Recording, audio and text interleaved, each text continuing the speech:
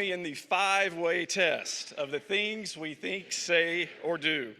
Is it the truth? Is it fair to all concerned? Will it build goodwill and better friendships? Will it be beneficial to all concerned? And is it fun? Bow with me, please. Gracious God, we ask that you guide and direct our club, its leaders, and our actions. Grant that each of us may feel our responsibility to Rotary, to our community, to our country, and indeed to all countries and peoples. Bless our fellowship today and bless this program in your service. Amen. Join me in the Pledge of Allegiance. I pledge allegiance to the flag of the United States of America and to the republic which it stands, one nation, under God, indivisible, with liberty and justice for all.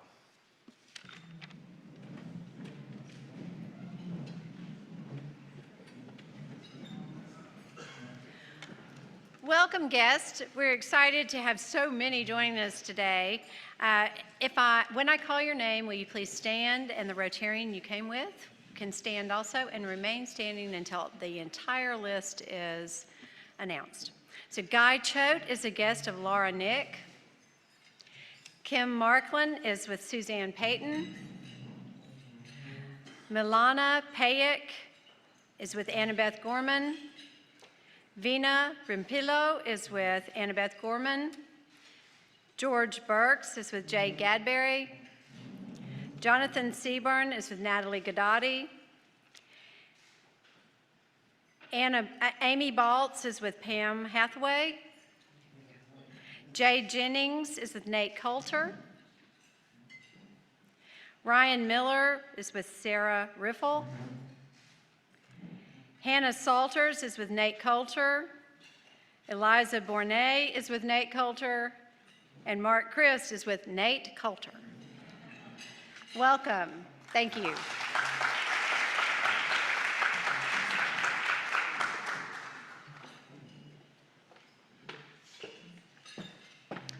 It is my pleasure today to welcome back two members who were previously members of Club 99, had a life change, and now have at a point where they can come back and join us. So first we have Fran Carter.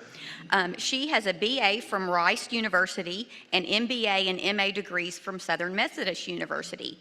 Fran is the Development Director for Arkansas Advocates for Children and Families. Prior to joining Arkansas Advocates in 2019, she spent 10 years as the Development Director for the Arkansas Repertory Theater. Fran's nonprofit expertise includes fundraising, planning, and board development. She has worked for Park and Youth Home and was named the Outstanding Fundraising Professional by the Association of Fundraising Professionals Arkansas Chapter in 2006. Fran is a graduate of Leadership Greater Little Rock. She and her husband Jimbo live in Little Rock with their cat Louie. Her daughter Casey is a senior at the University of Arkansas. Please join me in welcoming back Fran.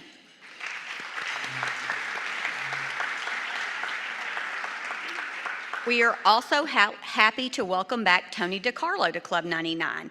He has his BM and JD from Loyola University. Tony is a partner at Hall Booth Smith, PA. He specializes in business litigation, personal injury defense, and medical malpractice defense, as well as property and casualty related matters. Tony is also a licensed mediator. He was recognized as a Best Lawyer in America in 2023 and 2022, and the Best Lawyers in Arkansas in 2022. Tony was raised in New Orleans and moved to Little Rock following Hurricane Katrina. He is married to fellow Club 99 member Marisha DiCarlo, and for fun enjoys spending time with her and their two children. Welcome back to Club 99, Tony.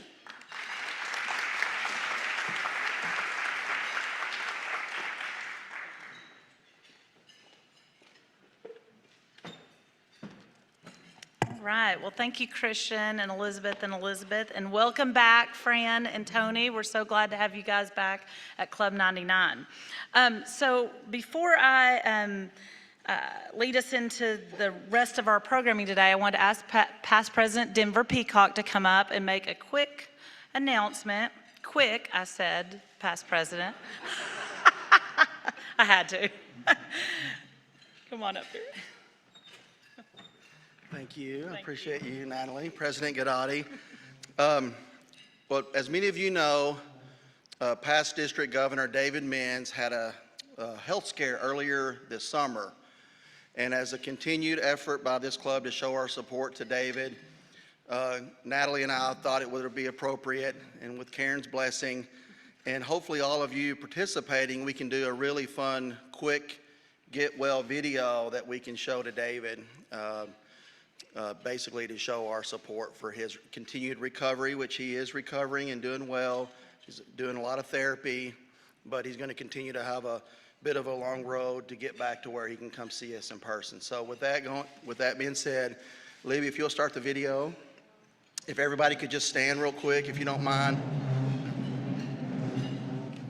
And I think what I'd like for us all to say is, you know, and you can record now if you want, but we can always edit it. Get well, David, we love you, or excuse me, David, we miss you, we love you, and then everybody say, get well soon, David. Sound good? Yeah? You want to practice it? All right, we're going to practice it one time. Okay. We miss you, David. We love you. Get well soon.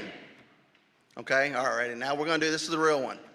All right, so David, we've got a little video message for you. We love you at Club 99, and all of us here today want to extend a very special message to you. David, we miss you. We love you. Get well soon.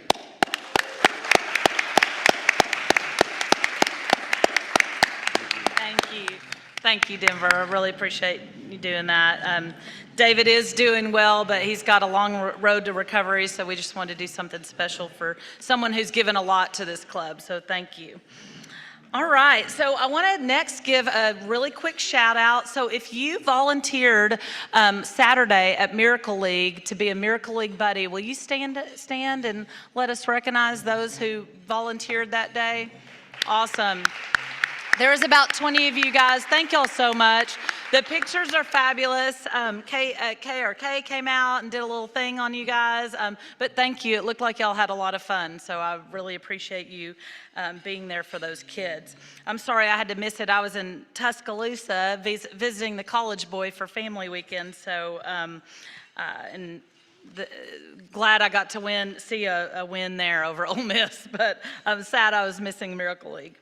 All right, guys, so for our guests, this year our theme is all about the power of fun, and we're learning about the power of fun together as a club. So today I wanted to kind of talk about a little bit on, you can see up there it says, what is on your not to-do list today? So we're going to talk about this. So we all know that in order to purposely create more fun in our lives, we have to make time for fun, right? So we have to clear away the distractions and the things that aren't priority and actually prioritize fun. So one way, Catherine Price, who's the author of The Power of Fun that we're looking at and studying together, says to do this is to create not to-do lists. Now, I don't know about you, I'm a big fan of things to-do lists. Like, I'm a very digital person and I have a tablet and all the things, but I still have old school Post-it notes near my laptop that just has like the things I need to do that day, right? Like the top things. But I have never thought about a not to-do list, and so when I was reading this chapter, I was pretty intrigued by it. It's all about identifying the things on which you do not want to spend time on. It's a form of limiting your list, which means making space for yourself by saying no to more things. So saying no has been basically a foreign concept to me my entire life, hence me standing at this podium each week. No, I'm very glad to be here, but you know, it is hard to say no, and I know some of you guys are the same way. But keeping track of the things that we don't want to do with our day is almost as important as the all-important to-do list. Not only does pre-identifying your not to-dos make it easier to notice and say no to them when they tempt you, it also helps helps you preserve that space for spontaneity to occur, as well as for activities that, while they are not crucial to your existence, you might actually enjoy. So for example, for me, putting don't look at 80s and 90s memes on Instagram on my not to-do list can easily free up 30 minutes to spend on true fun. You know, talking with a good friend or reading Eli's new book, which I have on my side table right now, or taking a walk with my husband. And for this group, Catherine Young also says, or Catherine Price says, it's also important to limit our lists by reducing the number of responsibilities and leadership roles that we assume, even if they don't represent a waste of time in the same way as, say, some of those social media things, right? Many of us have collected commitments in the same way that other people might collect, you know, Beanie Babies or something. We start with just a few, and then over time, they start to accumulate, sometimes seemingly on their own. So, you know, to be transparent, my Achilles heel is definitely saying no and taking on more of those commitments. So I'm really paying attention to this chapter in the book called Making Space. And we really do need to start looking at requests of our time through the lens of true fun. Is this something, is this thing that I'm about to commit to, is it going to produce feelings of playfulness and connection and flow? And if so, say yes. If not, maybe add it to that not to-do list. Your time and intention are zero sum. Use them on one thing and you can't use them on another. So if you want to have more true fun, you need to be ruthless about how and with whom you spend them. And so, again, for the record, serving as your president is absolutely true fun to me, and I hope that being part of this club is true fun for you guys. And speaking of fun, let's see who is up today to tell us what they do for fun.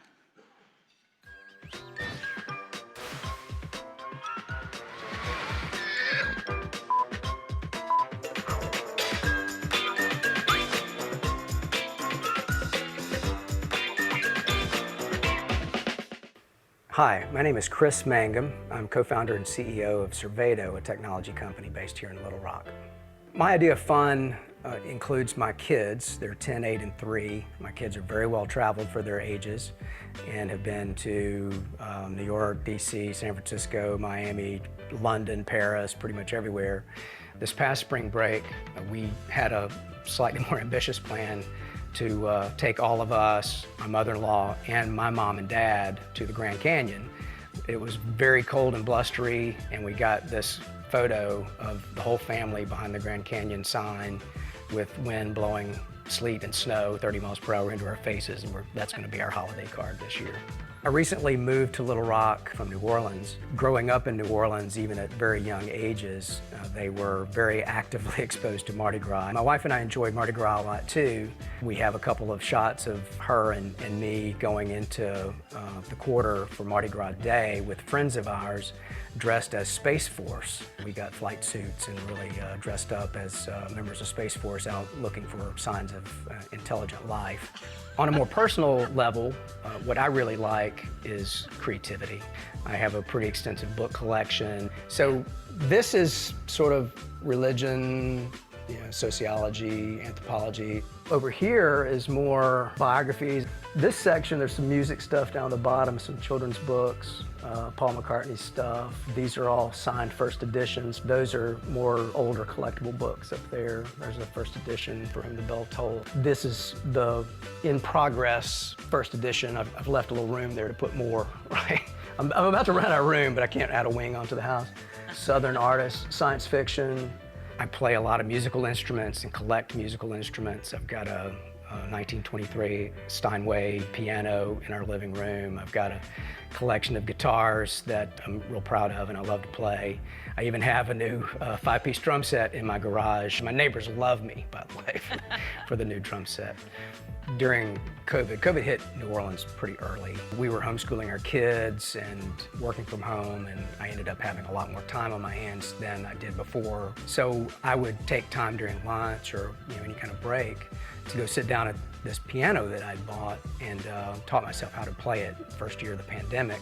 So I think in terms of what drives fun for me is just sort of seeing what gets revealed on a day-to-day basis. And I just think life is full of wonder and excitement if you take the time to look around for it. Love that. I thought Chris in his book collection was a perfect fit for today's program, so thank you for sharing that, and the creativity. So because today's program is all about, writing, creativity, and so I'm super excited about it. I have to say, I heard about Eli first through Steve Stracely, who's going to moderate the Q&A today, when he tweeted about this book, your first book, and I bought it, and it was Don't Know Tough. It's so good. And then Steve actually had the boys at Catholic High read it, so my son Nathan was reading it, and Eli came and spoke to them, and it was really cool, and it's just such a good book, so I'm so excited that you're here. He's got another one out, Ozark Dogs, that's literally sitting on my nightstand ready to crack open after I finish my current one. So excited to hear from you today. So I'd like to invite Eliza Bourne. She's with the Central Arkansas Library System. Eliza's going to intro our program today and also tell you a little bit about the Six Bridges Books Festival, which Eli is a part of this year. So, Eliza.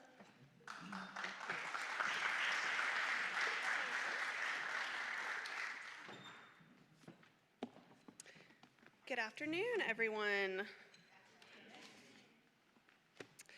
So as Natalie said, I'm Eliza Bourne. I'm the Director of Development at the Central Arkansas Library System. Thank you for having me back at Club 99. I've told a few of you this feels like a home away from home for me because my mom worked for Rotary in the 90s as Karen's assistant. So I spent a fair few days hanging out at the Rotary office and bugging Karen. So happy to be back. I'm here to introduce your speakers today. Catholic High principal and teacher Steve Stracely will be in conversation with novelist Eli Craner, who earlier this spring published his second novel, Ozark Dogs. I believe we have Wordsworth selling books in the lobby, so I hope y'all will pick up both of Eli's books if you don't have them. Ozark Dogs was described by one reviewer as a relentless grit noir thriller of family secrets, betrayals, and the toxic marriage of addiction and violence. Eli's first novel, Don't Know Tough, won the Edgar Award, which is considered the most important honor for writers of suspense fiction. Don't Know Tough was also named one of the best books of the year by USA Today and one of the best crime novels of 2022 by the New York Times. In addition to writing popular and critically acclaimed Southern thrillers, Eli is the writer-in-residence at Arkansas Tech and a columnist for the Arkansas Democrat-Gazette. I suspect that Steve may delve into some of the fascinating aspects of Eli's biography, like his shift from playing quarterback and coaching football to writing, or how he is influenced by living near Lake Dardanelle, or as Eli and all of us Charles Portis fans think of it, in the heart of true grit country. Speaking of true grit, I was fortunate to be introduced to Eli's work about 5 years ago when my former Oxford American colleague, Jay Jennings, another great Arkansas writer and editor who is well known for his expertise on the work of Charles Portis, recruited Eli to write for the OA. It has been a thrill for me to watch his star rise. A year ago, in one of his columns for the Arkansas Democrat-Gazette, Steve wrote that great authors use the power of words to weave stories that stay, that reverberate long after the book returns to the shelf. He was writing on the occasion of last year's Six Bridges Book Festival, which, as he wrote then, offers readers a meaningful glance into the people who write the stories we love. This week, both Steve and Eli and Jay Jennings and many others will be participating in the 2023 Six Bridges Book Festival, which kicked off yesterday and is this year celebrating its milestone 20th anniversary. Eli will be appearing at 11:30 a.m. on a panel with historical novelist Michael X. Wang at UA Little Rock downtown. Steve will be moderating a panel at the same time, I'm sorry to say, you'll have to choose between them, at the library's Ron Robinson Theater. On Saturday, Steve will be in conversation with two excellent nonfiction authors, Rachel Louise Martin and Monica Potts, and I think many of you will be especially interested in Monica Potts' memoir, The Forgotten Girls. To write it, she returned to her hometown of Clinton, Arkansas, to explore why many of her peers were struggling. I have been affiliated with the Six Bridges Book Festival for nearly a decade, first as a member of the talent committee and now as a Cal staff member. The Central Arkansas Library System is proud to present the Six Bridges Book Festival, an annual celebration of books and reading featuring a diverse roster of authors who entertain us, wow us, and engage us in critical thinking about important issues. Authors come from all over the country to this festival, but it's also a showcase of our most exceptional homegrown literary talent from Arkansas. We have nearly 50 authors appearing at the festival this year, including Pulitzer Prize winner Andrew Sean Greer, memoirist and passionate birdwatcher Christian Cooper, famous for his love of watching birds in Central Park, and NPR critic Maureen Corrigan. Maureen will be speaking on a timely topic, book banning. So I would like to personally invite all of you to explore the festival schedule. It's on your chair. Attend some festival sessions and consider becoming involved in this unique annual event. And I hope you will join me in welcoming two wonderful writers and thinkers who make the festival a success, Steve Stracely and Eli Craner.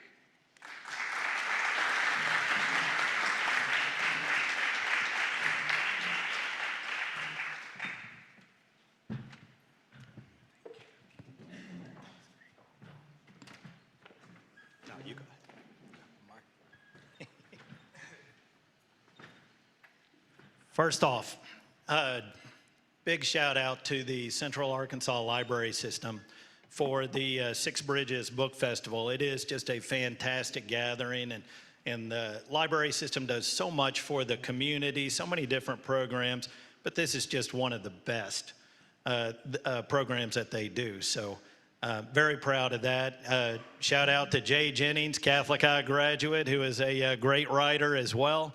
I used to use his book, Carry the Rock, as kind of a textbook at Catholic High, but the backdrop is Catholic High losing a football game to Central High, so I had to stop using it when the boys kept revolting and wanting to change the ending. But Eli, it's my pleasure to welcome you here. I'm a new Rotarian. You can tell by my red badge of courage I'm wearing right here.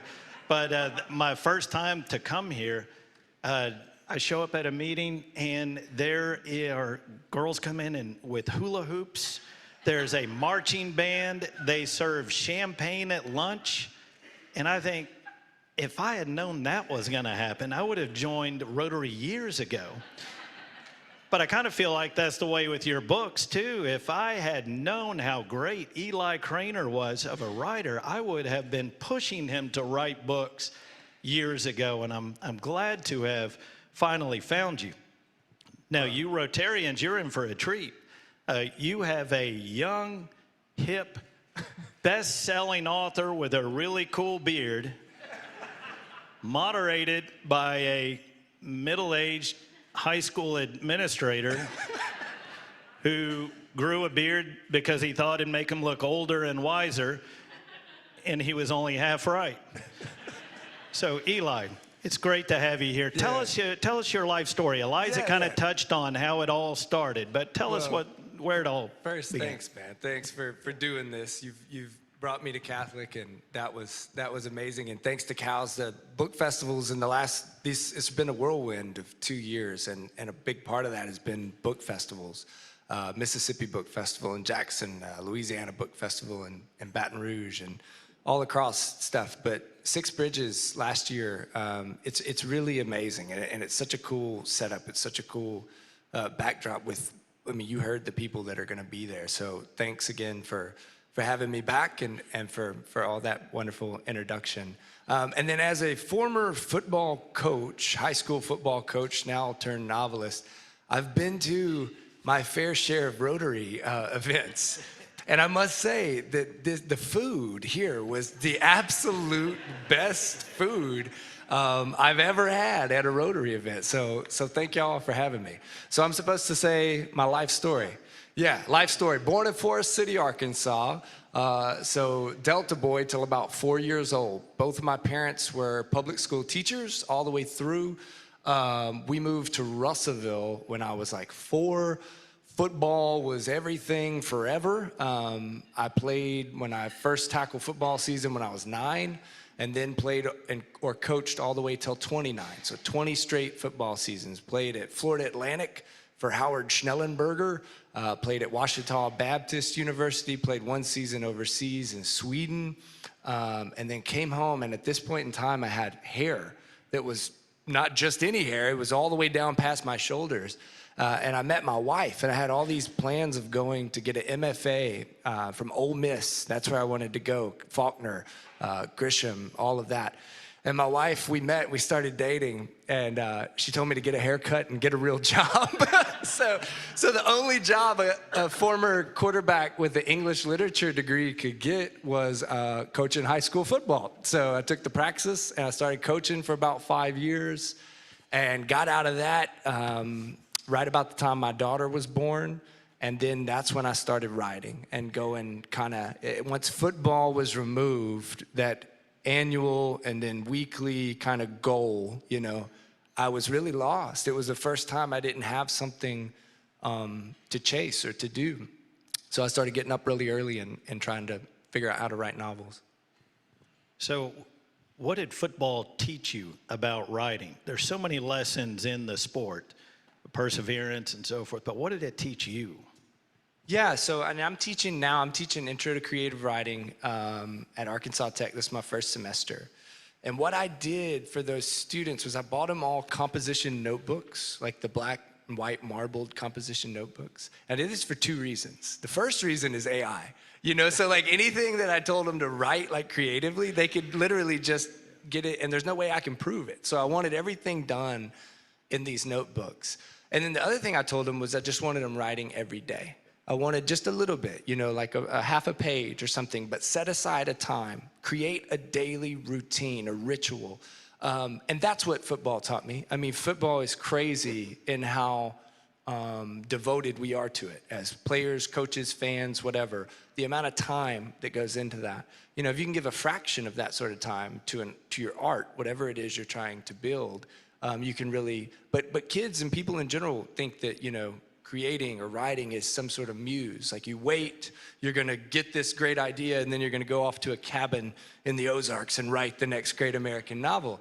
That sounds awesome. Yeah, right? It sounds great, but then you've got 2 kids and a day job, and so for me, it's 5 o'clock in the morning till about 7 o'clock in the morning.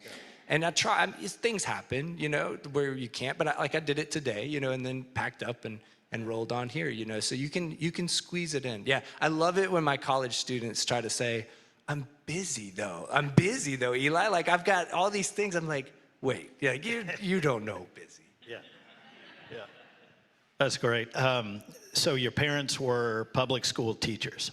Yeah, Mom was kindergarten for about 20 years, and then she said she finally graduated to first grade. So she finished out at first grade. And Dad was a shop teacher at Forest City, then he was an elementary counselor, and then he finished at elementary art. Okay, now I read that your dad made you keep a reading list. How did that impact you and take you to this stage? That was really where the writing thing started. So Dad was at their elementary school, and then I left like in the summer, like 4th grade, graduated to White Elementary and was going to 5th grade. And Dad was really worried about me being too much of a jock. Like I was playing football, basketball, baseball. So I remember waking up one summer morning, like early that summer before 5th grade, and Dad throws one of those composition notebooks on my bed. And he says, you're gonna write a page in here, like a journal, and you're gonna read 20 pages of any book you want. And you're gonna do this every day before you get out of this bed. Like this is how you're gonna start your day. So I did that. They talk about that gap in the summer where kids aren't learning, you're not doing. I was reading 20 pages, and they were real open about what I could read. A lot of Stephen King, a lot of Goosebumps, just things that I was interested in at that age. And then I was writing, and most every one of those journal entries started with, this is the worst day of my life because I have to write in this journal, But what happened was by about the time I got to high school, he stopped making me do this, but I was good in English classes. I could read and I could write, just like being the fastest kid or the kid who can throw a football the farthest. If you're good at it, you like doing it.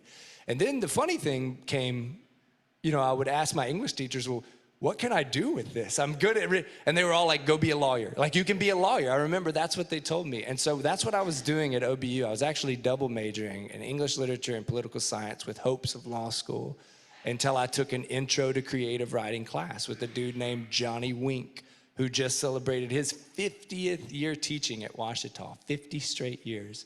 And that was the class that made me start thinking about writing books.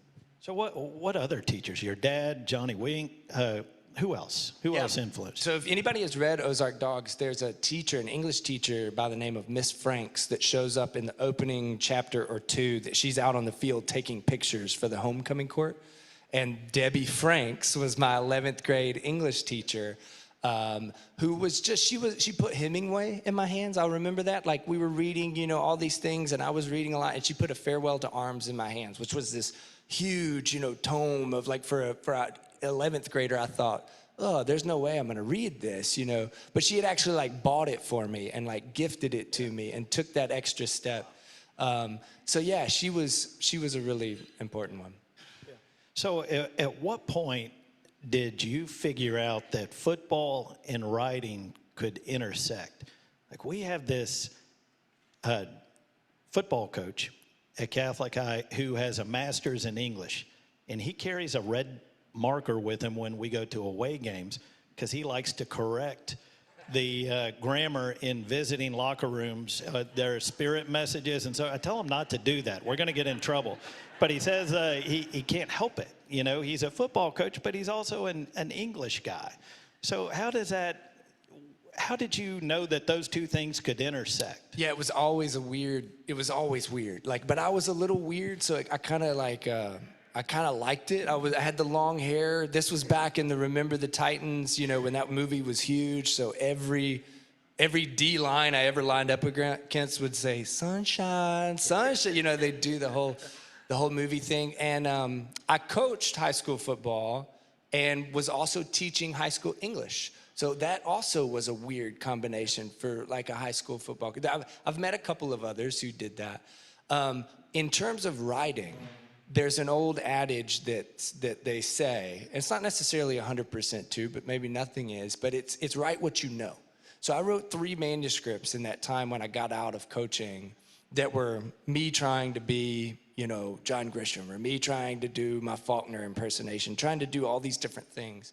And then the 4th book that I've finally started writing was Don't Know Tough. And it was the first one that was around high school football. So it was this subculture that I knew intimately well. And I think that's why it's kind of grown legs and become what it is. So I was introduced to you at Wordsworth Books. I was in there, I had a couple of books under my arms, and I picked up Don't Know Tough, and I'm looking at it, and Leah Lent walks by and taps it. And I'm thinking, gosh, you know, I love sports, but I don't really love sports books. So am I gonna get this? She taps it, and she just goes, it's dark. It's really dark. And I thought, man, I'm buying that now. So I read the first, couple of pages, and I'm sold. And I'm thinking Eli Craner is the next Hemingway, the next Faulkner, just such a great talent. So would you do us a favor and just read that first section and tell us when and how you wrote this? Okay, yeah. So like I said, this was the 4th manuscript I started, and it really started as a short story, but I was in my last year of coaching, but I knew that I was about to get out. Like, I could feel that it was about to be done. So I was in my English classroom, and I had a lunch break that tied over into like a prep period. So I had about an hour and a half, and I would always write. Like, I'd eat my peanut butter and jelly sandwich, and I'd start to try and get those words in and write. And I'd been coaching for 5 years, and I'd been a teacher's kid, so I was always around students who were of different, had poverty, the vicious cycle of violence, these things that and as a coach, I was taking them home. I was seeing where they were from. I was sitting next to them in my truck and saying, these are the stories. So I was sitting there that day trying to think, what am I going to write next? And this voice came out, this voice, this kind of conglomeration of voices. And it ends up being this, half of the book is narrated by who you're about to hear. His name's Billy Lowe. He's a running back. He's described as a sawed-off white boy with tree trunk thighs. So he's this running back for this small, like, kind of hill team. And the only thing you need to know to make this make sense is he's going to refer to a person as he or him in here. And it's got a capital H, a capital he and him. And it's the guy who's his mama's boyfriend who's giving him a lot of trouble. So this is Billy Lowe, and this is what I wrote that day on lunch break. Still feel the burn on my neck. Told coach it was a ringworm this morning when he picked me up, but it ain't. It is cigarette, or at least what a lit cigarette do when it's stuck in your neck. Now I just stared at him when he did it. No way I was gonna let him see me hurt, no way. Bit a hole through the side of my cheek, swallowed blood, and just stared at him. Tasted blood all day. Tasted it while I sat in Miss Miller's class. Woke up in algebra tasting it. Drank milk from a cardboard box at lunch, and still, I tasted it. But now it's 8th period football. Coach already got the boys lined up on either side of the 50, a crease in between, a small space for running and tackling, for pain. This my favorite drill. I just stand back here, watch the other boys start going at it, the sound of pads popping like sheet metal flapping in a storm. Who on next? Holler Bull. Bull ain't the head coach. Bull coached the defense, and he as mean as they come. I tongue the hole in my cheek, finger the cigarette burn on my neck, and step into the crease. Coach hand me the ball and smile. He know what kind of power I got.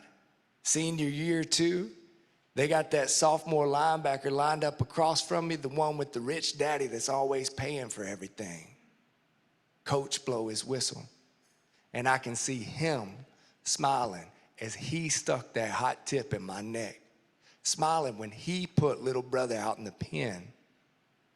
I grip the ball tight, duck my head, and run at sophomore linebacker.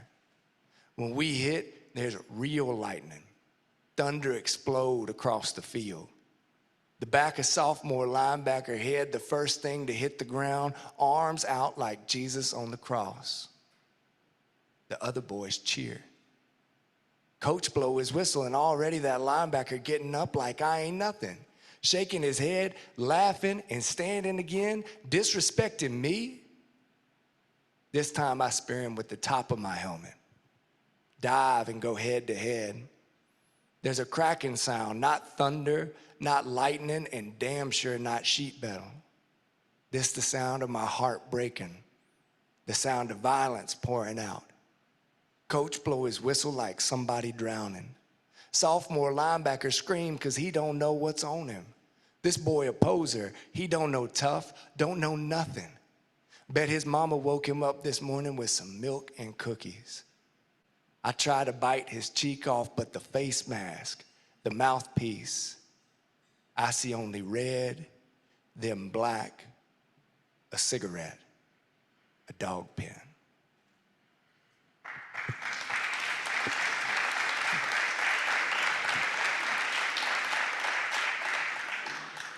Dark, really dark, and good. Really good. Barry Hannah, is anybody familiar with Barry Hannah, Southern novelist? He taught at Ole Miss for a while. I always wanted to go to get my MFA at Ole Miss, so I had some buddies, some writer friends who studied under him. And Barry had this great quote where he would say, I'll read anything, I'll say anything, and I'll write anything as long as it's true. So truth is subjective, but to me, I was trying to capture like that, the reality of that pain, you know? And so I know, because my dad especially, and my mom, you know, they're like, Eli, why does it got to be so dark, like what you said? And I guess it's because that's the truth, you know, that's what it really is. Yeah. And it is so good. And, you know, people who aren't in a classroom with 25 teenagers over and over and again, don't understand, that you see triumphs and you see heartache and you see them all in that 50-minute period, and they're all wrapped together. So how did, your teaching influence the writing of that book? How did the kids that you came across influence that? So yeah, I mean, I coached at Arkadelphia, I coached at Clarksville, I coached at Morrilton. I was the head coach at Clarksville at age 26, which is a lot of so instead of getting this MFA degree, I became a head football coach at 26, which I got the job because of my playing career. And I wasn't ready. And, being a head football coach, Clarksville's a 5A school. They were like they'd won one game in 3 years when I took the job, and I just thought, I got this. We're going to turn this whole thing around. But it's like being a youth pastor and a mayor and a sheriff all wrapped into one job title. And instead of getting a degree in writing, I got a degree in life and small town politics and being a father figure to 60-something kids. After I got out of coaching, I was teaching in ALE for 5 years. And then just this past year, I was teaching in our juvenile correctional facilities through virtually teaching. So, I mean, you're brushing up against stories that most of us can't imagine, so it all compiles to become a novel. Yeah. Well, you write it so well. Your imagery, just the red and the black and the pop and everything else. You don't have to explain what is going on. You just describe it in such a wonderful way that, a reader can tell, can feel it. I mean, I found myself kind of getting anxious as you were reading, that section, even though I've read it a couple of times and heard you read it before. So it's just excellent writing.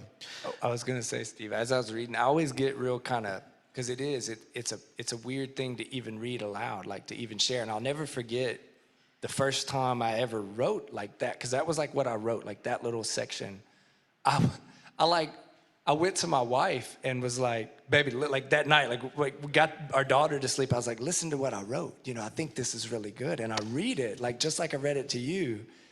And the look on her face was it wasn't oh, wow, it was just kind of this and so it's been, it's a strange thing. Yeah.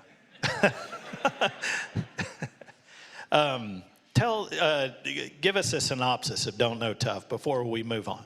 Yeah, the way it was pitched was Friday Night Lights meets Ozark, the Netflix series Ozark, so yeah. Yeah. Well, that explains everything. That's all you need to know. Yeah. Yeah, it's such a great book.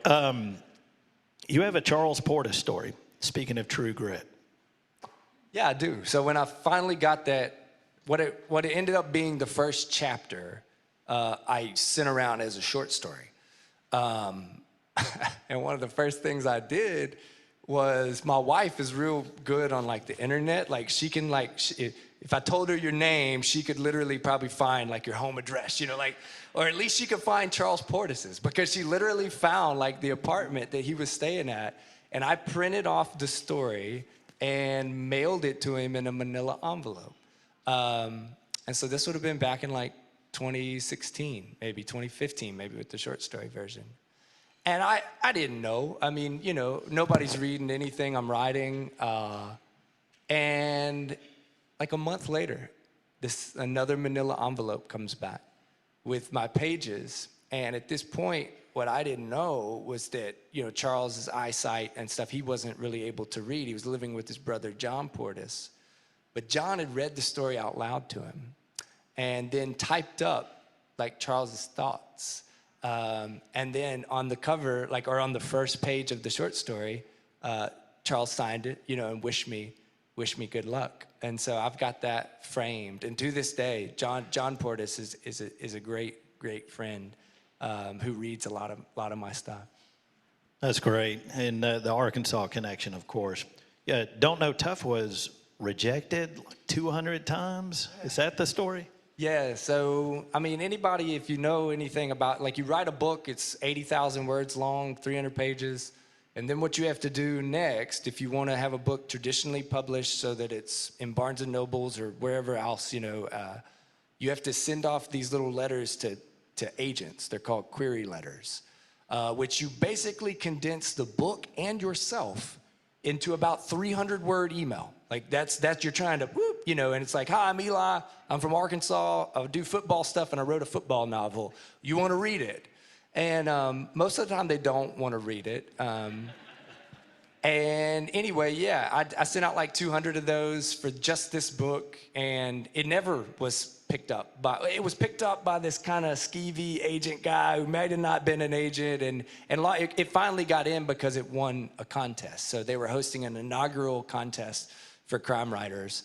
I didn't even know that it was a crime novel. All the stuff I cut my teeth on was like Southern literature. Larry Brown, Harry Crews, Flannery O'Connor, Jesmond Ward, these like real steeped in the South sort of stuff. And this was a first crime novel, so I was like, well, I'll try. There is a dead body, so I'll try it, yeah. That's good stuff. So Soho Press picked it up, and you're still with Soho right now? Yeah, they're Okay, good. great. Okay, let's talk about Ozark Dogs.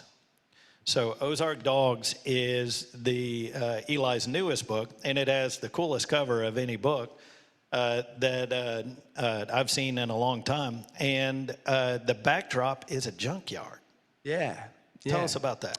Tell us, give us the theme, and then tell us about Yeah, it. so the way this one ended up, it doesn't have quite as a nice, succinct pitch, but it's a modern day kind of Hatfield and McCoy, so you've got the Fitzgeralds. They run this older Vietnam veteran. He runs a junkyard. His granddaughter lives with him, and then you have the Ledfords, who are like these maniacal, like stereotypical.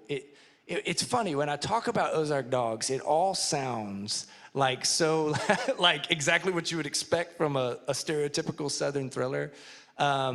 But I don't know. I don't think that it really is. I think that it goes a little in different directions. But it's basically, just a blood feud between two families.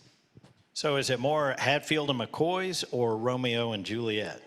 Yeah, there's a little bit of that in there too. So yeah, one thing that my wife's grandmother, Meemaw, told me after she read Don't Know Tough was she was like, I really wish you'd have got a little more romance in there, Eli. And Meemaw lives in Gumlog, Arkansas, which is featured in Ozark Dogs. And I did. I got some very tragic romance, just like you were alluding to there. So was it based on a real murder? Man, yeah, I've been asked that a lot. And the way I choose to talk about it, we talk these days about true crime and the consequences of true crime and the stuff that you're doing. So as a novelist, I can't help but be influenced by everything I see and read and do. But this is purely a novel. It's pure, and that's just something that there was a crime in my hometown that I saw and then thought, I wonder what would happen if, but just like the little stuff at the beginning of a novel where it says, this is a work of fiction. That's really more what this is. There was a seed from seeing that, which I've stick to with that. Yeah. So I read that a Greg Brownderville poem, Mystery, plays into this. Oh, wow. Tell us about this. Yeah, I do does my anybody know research. Greg Brownderville or heard of Greg Brownderville, the poet from Pumpkin Bend? Yeah, so another East Arkansas guy, another Ouachita grad. Greg runs the creative writing department at SMU now. And he's a poet, and he's got this beautiful poem called Mystery. And so just about what Steve was asking there about the true crime aspect of Ozark Dogs, I write an author's note at the end of the book. And I think the way that I set it up is like, if you're not from Russellville or the surrounding area, you can skip this part because it probably don't mean nothing to you.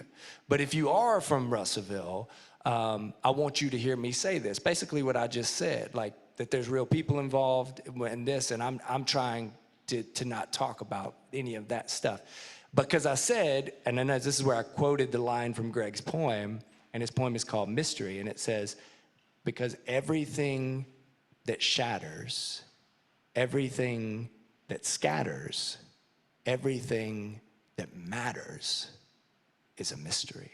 you know? And so I always think that's a perfect way to think about when we choose what to devote thousands of hours and thousands of words and hundreds of pages to, you got to pick the things that matter. And mostly they're mysteries. Yeah, that's great. That's great. Okay, let's talk about the characters that you developed in this one. Yeah.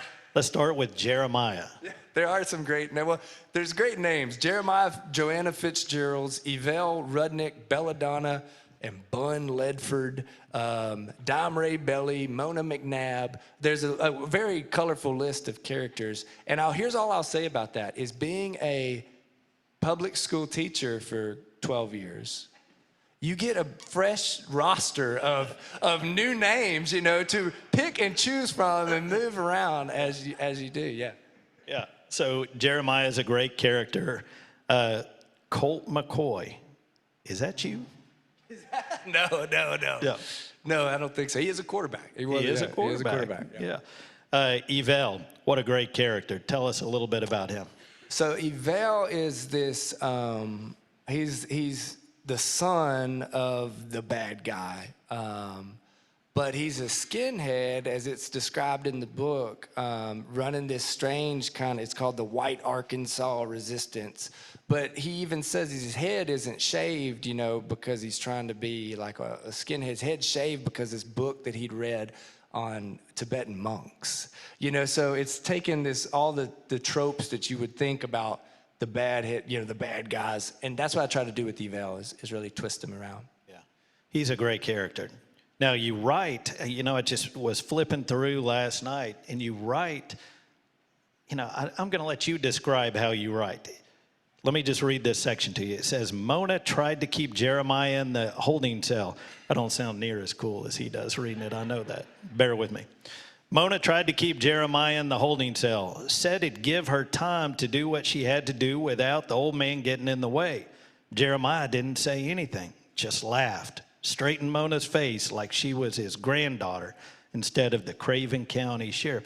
You know, you left out some pronouns there, and it works so well. So yeah, I think one of the things that you try to do as you become a person that, you know, if any of y'all read my books, or if any person out there reads my books, I'm asking a lot of your time. I'm asking a lot of you by asking for 8, 9, 10 hours of time. And so one of the things that I think helps with that is a distinctive voice. You know, at least that's what I like to read. I don't want to just, these days, I was talking about AI earlier. I mean, you could literally tell ChatGPT to write a mystery novel, and it will take all the mystery novels that it has in its database, and it'll write something. So if your writing sounds like something ChatGPT could have produced, you might want to look at it again. So that's something I always try to keep in mind. You know, is what's the rhythm of the line? What's it sounding like? Yeah. It really works. We're going to go to questions in just a second. I want to ask you one last thing. You write a column, where I'm writing from. I love the premise. Where is your favorite place so far, other than Dardanelle, that you've been writing from? Ooh, good question. Not home. And by the way, the title, Where I'm Writing From, I get about every couple of months, I get somebody that emails me and says, hey man, you know, shouldn't it be, like, you're ending that in a preposition. And I'm like, I thought it, I just didn't tell you. Okay, well, here's why. Here's why. Anybody familiar with Raymond Carver? The short story writer? No, Raymond Carver? Well, he's got a collection called Where I'm Calling From. So it's a nod to this Raymond Carver short story, yeah. So my favorite place, I wrote one recently from the airplane, and we were literally on our way to San Diego, and I had to get a column in. Like I had like deadline, like it was, I had to hit it by the time I got off and I just started like, you know, I didn't have headphones in. I wasn't watching any of the stuff. I was just like observing the weirdness of an airplane, you know? And there was all kinds of weird stuff. This man kept taking pictures of the aisle. Like this older gentleman, like just kept leaning over and taking pictures of the aisle. And there were all these weird things. And I thought, you know, when we strip those things away, what's happening out there? What are those stories? So that was my favorite. Well, it's great. And your last one about your mother, I won't ask you about that because everybody will end up crying. So we're not going to ask about that. Who has a question? Yes, sir.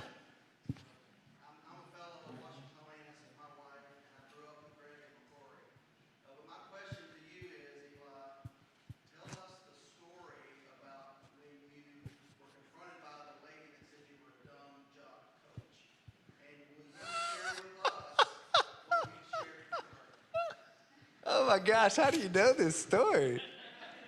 Are you talking about what I'm talking, like doing the PowerPoint presentation thing? Yeah, that's what I thought. Okay. What? Yeah. His question was, can I tell you the story of when I was a football coach at Clarksville, we were making this big push to get field turf. And we really needed field turf because we had one field for 7th through 12th grade. Soccer, boys and girls soccer, all the football, there was one field. So anyway, I was behind it. They were gonna have to do a millage. We had to put all these things together. And here I am, 26-year-old Eli, standing up, and I'm taking them through this PowerPoint that I've created. And I can't remember the exact word, but I feel like I'm doing really good. And I skipped through a slide, and this little older lady in the very back raises her hand, and she says, "Coach, can you go back to that slide?" And I'm thinking, it's like, ooh, this is a nice layout I've made. Like, I'm thinking, yeah, I'm feeling really good about it. And she points at a word, I think the word was benefiting.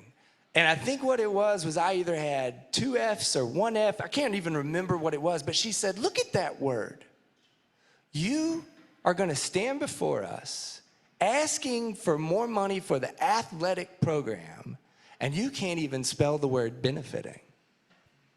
And so like every bone in my body wanted to just like, jump across the aisles, but I took a deep breath and I said, well, ma'am, if I could recite a Shakespearean sonnet, just right here, would that make you think that maybe I'm not such a dumb jock? And she said, well, yeah, if you can recite a Shakespeare. So then I launched into,